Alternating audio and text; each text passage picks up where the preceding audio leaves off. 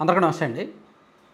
ఈ video maybe కూటమి కార్యకర్తలకు చూస్తున్న వాళ్ళకు నచ్చకపోవచ్చు, కానీ ప్రజలకు అవసరమైన వీడియో. ఖచ్చితంగా ప్రభుత్వాన్ని ఒక సూచనప్రాయంగా అలర్ట్ చేస్తున్న వీడియో. ఎందుకంటే వైఎస్ఆర్ కాంగ్రెస్ పార్టీ ఈ రాష్ట్రాన్ని 5 ఏళ్ళు పరిపాలించింది, 2019 నుంచి 2024 వరకు. ఈ 5 ఏళ్ల పాలనలో వాళ్ళు 25 ఏళ్లకు సరిపడా పాపాలు మూటగట్టుకున్నారు. చాలా తప్పుడు పనులు చేశారు, చాలా అవినీతి అరాచకాలు చేశారు. వాళ్ళు కెలకని వాళ్ళు చెడు మార్గంలో తీసుకువెళ్ళని శాఖ అంటూ లేదు. మద్యం పూర్తిగా కల్తీ, గనుల శాఖలో పూర్తిగా వాళ్ళ మనుషులు, ఇలా చెప్పుకుంటూ వెళ్తే చాలా జరిగాయి. సో ఇందులో మద్యం కల్తీ జరిగిందే అని టీడీపీ వాళ్ళు ప్రతిపక్షంలో ఉన్నప్పుడే ఆరోపిస్తూ వచ్చారు. వాళ్ళు తరచూ చెప్తూనే ఉన్నారు, జే బ్రాండ్ మద్యం అని, కల్తీ మద్యం అని, నకిలీ మద్యం అని, చీప్ లిక్కర్లని, వాళ్ళు సొంతంగా తయారు తీసుకొచ్చింది ఒక బ్రాండ్లో వేసేసి సీసాలు మార్చేసి అమ్మేస్తున్నారని తరచూ ఆరోపణలు చేస్తూనే ఉన్నారు. మరి కూటమి ప్రభుత్వం అధికారంలోకి వచ్చిన తర్వాత, కొత్తగా మద్యం షాపులు వచ్చిన తర్వాత స్టాక్ మార్చాలా వద్దా? ఏమండి, మనం గతంలో మనం కల్లారా చూసామండి. మీకు మీ ఊరిలో ఒక కల్తీ సరుకు ఉంది అని తెలిసింది. సో మీ చేతిలో అధికారం లేనంత వరకు సైలెంట్గా ఉన్నారు. మీ చేతిలోకి అధికారం వచ్చిన తర్వాత కల్తీ సరుకును ఊరు బయటకు పంపించేస్తారా, పంపించరా? సర్లే ఉంటే ఉంది కదా, దాన్ని అవజేద్దాంలే అని ఊరుకుంటారా? కానీ ఈ కూటమి ప్రభుత్వం ఏం చేసింది? ఏదైతే జగన్మోహన్ రెడ్డి గారి హయాంలో ఉందో కల్తీ సరుకు ఉందో, కూటమి ప్రభుత్వం వచ్చిన తర్వాత కూడా కొంత స్టాక్ ఉండేసరికి ఆ స్టాక్ని వీళ్ళు కంటిన్యూ చేశారు, అమ్మేశారంట. సాక్షాత్తు మంత్రి అచ్చెన్నాయుడు గారు అసెంబ్లీలో అదే పాయింట్ చెప్పారు. ఒకసారి ఆయన ఏం చెప్పారో విని తర్వాత దీనికి సంబంధించి ఒక పాయింట్ చెప్తా.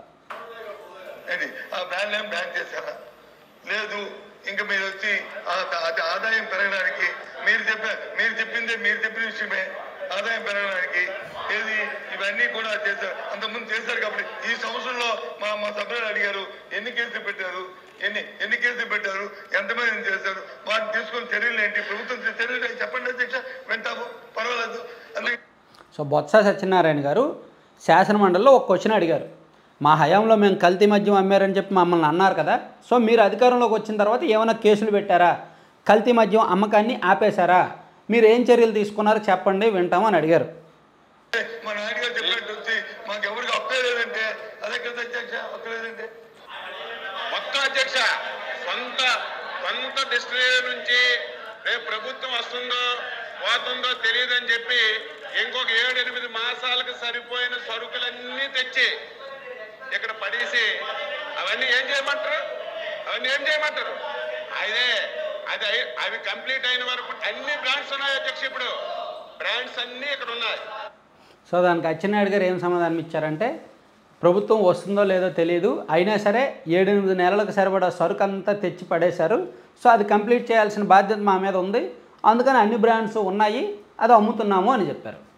అంటే ఏం సందేశం ఇస్తున్నట్టండి? తెలిసి కల్తీ మద్యాన్ని కూటమి ప్రభుత్వం అమ్ముతున్నట్టేగా లెక్క.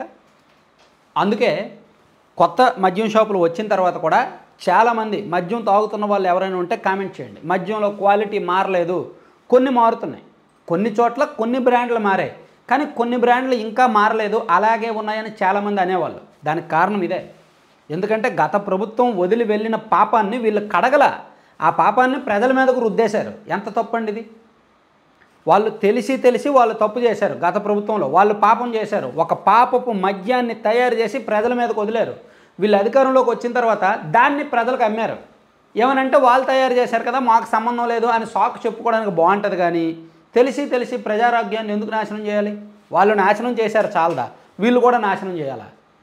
మళ్ళీ ఏమనంటే డబ్బులు నష్టం కదా, అంతంత స్టాక్ 1000 కోట్లు విలువైంది ఎలా ధ్వంసం చేస్తారు, ఎలా అమ్మకుండా ఉంటారు, నీకేం పని లేదు నువ్వు చెప్తావంటారు అనొచ్చు, కొంతమంది అనొచ్చు కాక.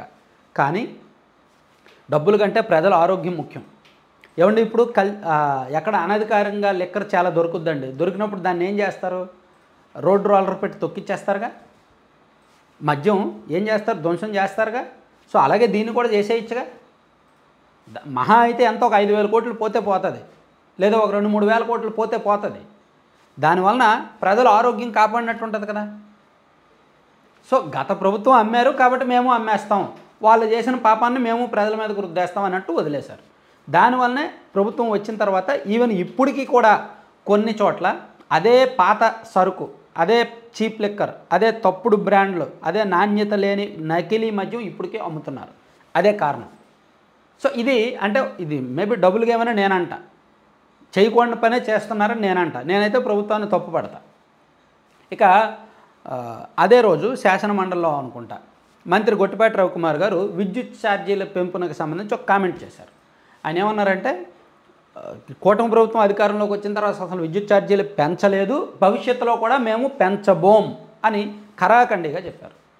అయితే ఆయన చెప్పింది వ్యాలిడ్ పాయింట్ ఏంటంటే వైసీపీ ప్రభుత్వం అధికారంలో ఉన్నప్పుడు 2022 నుంచి 2024 మధ్య వాళ్ళు చేసిన తప్పుల కారణంగా వాళ్ళు అడిషనల్ ఎక్కువగా ఖర్చు పెట్టిన కారణంగా నష్టపోయాయి కాబట్టి డిస్కంలు వాటిని రికవరీ చేసుకోవడానికి వాళ్ళు గవర్నమెంట్ వైసీపీ గవర్నమెంట్ ఉన్నప్పుడే ప్రపోజల్స్ చేశాయి. డిస్కంలేమో ఇదిగో 6,072 కోట్లు అదనపు ఛార్జీలు వసూలు చేయాలి, సర్ఛార్జీ వసూలు చేయాలని ప్రపోజ్ చేసినా ఆపేశారు, ఎన్నికలకు ముందు అనుమతించాల. సో కూటమి ప్రభుత్వం అధికారంలోకి వచ్చిన తర్వాత 2 దఫాలుగా ఒకసారేమో 6,072 కోట్లు, ఇంకోసారేమో 9,100 కోట్లకు పైగా సంథింగ్ అమౌంట్. సో ఈ రెండు కలిపి సుమారుగా 15,000 కోట్లకు పైగా సర్ఛార్జీల రూపంలో వేయాల్సి వచ్చింది.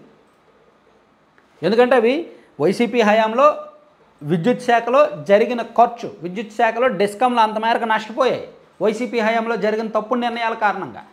అవి ఈ ప్రభుత్వం వచ్చిన తర్వాత ఆ నష్టాలను భర్తీ చేయడానికి వీళ్ళు అధికారం చేపట్టిన తర్వాత దాన్ని ప్రజల మీద వేశారు.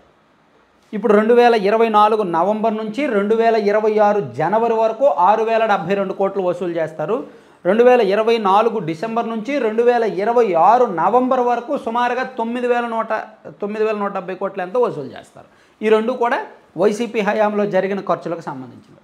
సో ఈ ప్రభుత్వం వచ్చాక మరి వాళ్ళు వైసీపీ వేసిన ముసుగులోనే ఈ ప్రభుత్వం ఏం చేస్తుంది తెలివిగా, ప్రతి యూనిట్కి 40 పైసలు, మీరు వీలైతే బిల్లులో చూడండి, ప్రతి యూనిట్కి 40 పైసలు ఎఫ్సిపిపిఏ లెక్క అదనపు ఛార్జీలు వసూలు చేస్తున్నారు.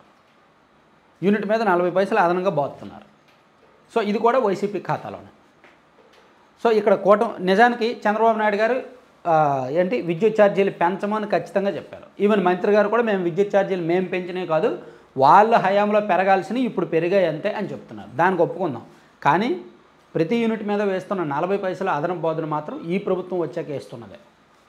సో ఇది బయటకు కనిపించట్లా. అందరూ కూడా సర్ఛార్జీలు లేదంటే ఆ అదనపు బాధని దాన్నే చూస్తున్నారు. ఆ 15,000 కోట్లు ఎక్స్ట్రా చేశారు, అది వైసీపీ హయాంలో జరిగిన తప్పే కదా అనేటట్టు చూస్తున్నారు.